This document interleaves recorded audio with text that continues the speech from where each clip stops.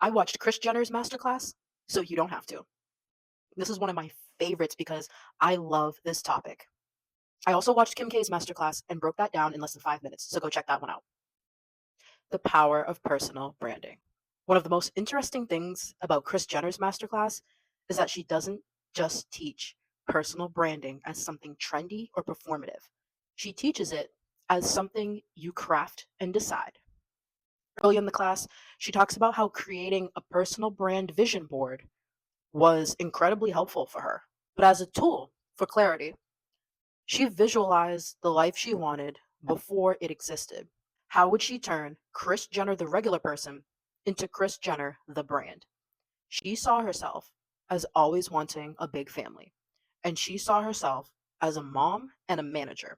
Once she had 6 children, like she envisioned, her friends kept nagging her to put everybody in the family on a reality TV show.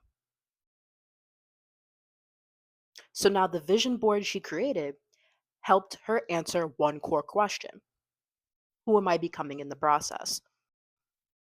And once she had that answer, everything else had to align behind it.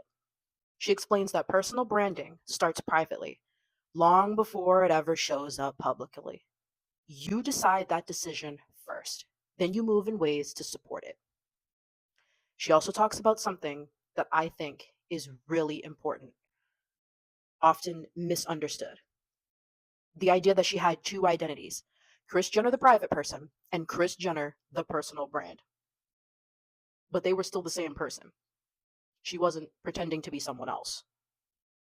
She was simply being intentional about which parts of herself were visible publicly.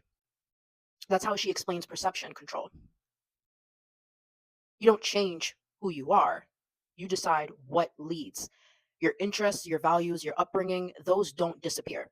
They become the foundation. Kris talks a lot about how her family, traditions, and upbringing also shaped her naturally. She was organized, relationship driven, and deeply family oriented. Those traits didn't come from branding books, they came from her real life.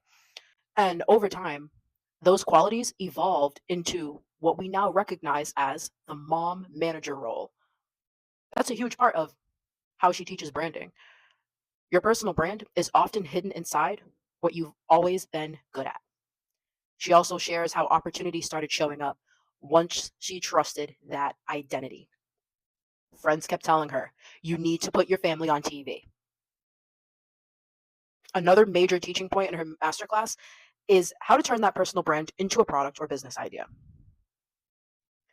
Kris explains that before you sell anything, you look for a white space, the gap in the market.